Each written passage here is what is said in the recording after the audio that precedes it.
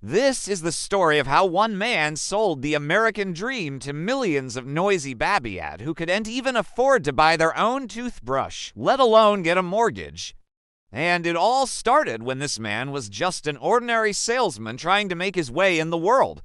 He was born into poverty and knew what it was like to struggle. So when he started selling vacuums, he promised his customers something that they had never heard before, the promise of easy money. It was the early 1970s and nobody believed him. The economy was strong and people were making money, but not enough to be able to afford a brand new vacuum cleaner. And so our salesman had to be creative. He came up with a system where people could buy the vacuum in installments without any money down. They would pay for it by taking a small portion of their salary every month until they had paid off the vacuum in full. But there was one problem: very few people could actually afford to pay for it this way either. And so the salesman went back to the drawing board. That's when he hit upon the idea of selling timeshares. Timeshares are a great product because people don't really see them as a luxury. They see them as a necessity. So the salesman thought that if he sold timeshares, he would be able to make a lot of money. But the problem was that he needed a lot of capital to start his business. He didn't have any rich friends or family members who could lend him the money, so he decided to go to the bank. The bank manager looked at his proposal for selling timeshares and laughed in his face.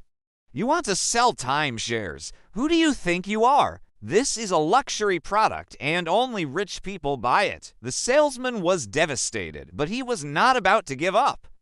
So he went back home and sat down at his kitchen table to come up with a new plan. That's when he had a light bulb moment. Why not sell the timeshares to the people who can't afford it? He thought to himself, I will show them how they can make money from owning a timeshare. So he went back to the bank and asked for a loan, this time promising to pay it back within 2 years. The bank manager was still not convinced, but he agreed to lend him a small amount of money. With the loan in hand, the salesman bought several timeshares in cheap resorts in Florida. He then started advertising in low-budget magazines and newspapers, targeting people who were struggling financially. His ads were simple and to the point. Do you want to own your own piece of paradise? Buy a timeshare today and start making money tomorrow. Thousands of people responded to his ad, and the salesman was in business. People from all over the country flocked to Florida to see the salesman and buy their own timeshare. He sold them the dream that they could make money by owning a timeshare, and many of them took him up on his offer. He sold hundreds of timeshares in just a few weeks and made more money than he had ever dreamed possible. But the salesman was not satisfied with just selling timeshares. He wanted more. He wanted to create a whole new world for the Babiat. He called it Club Med, and it was an exclusive club where Babiat could go to relax and enjoy themselves. The salesman promised his members that they would get discounts on everything from food to drinks to activities. He also promised them that they would meet other successful people at the club and make lots of new friends. The Babiat loved it. They joined the club in droves, and the salesman became the richest man in town. The salesman was now a millionaire many times over. He had built an empire that spanned the entire country, but he wasn't done yet. He wanted more. He wanted to be the richest man in the world, so he set his sights on Wall Street. The salesman knew that if he could get the Babiat to invest their money in stocks, he would become the richest man alive. But the Babiat were wary of investing in stocks. They had seen the ups and downs of the market and didn't want to risk losing their hard-earned money. But the salesman was not deterred. He came up with a new plan. He would start his own brokerage firm, and he would personally guarantee that the Babiat would make money. He called it Shearson Lehman Brothers, and it was an instant success. Babiat from all over the country flocked to the brokerage firm to invest their money. The salesman was now making more money than he could ever spend. He had achieved his dream of becoming the richest man in the world. But the salesman was not content with just being the richest man in the world. He wanted more. He wanted to be the most powerful man in the world. So he went into politics. The salesman ran for president and promised the American people that he would make them all millionaires. The American people loved it. They voted him into office, and he became the most powerful man in the world.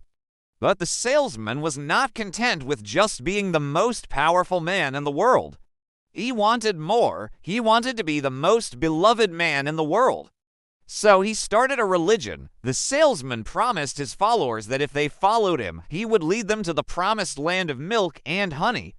The followers were ecstatic and followed him everywhere he went. The salesman was now the most beloved man in the world. But the salesman was not content with just being the most beloved man in the world. He wanted more. He wanted to be a god. The salesman declared himself to be the one true Messiah, and his followers worshipped him. He had achieved everything he had ever dreamed of and more. But behind the scenes, the salesman was not happy.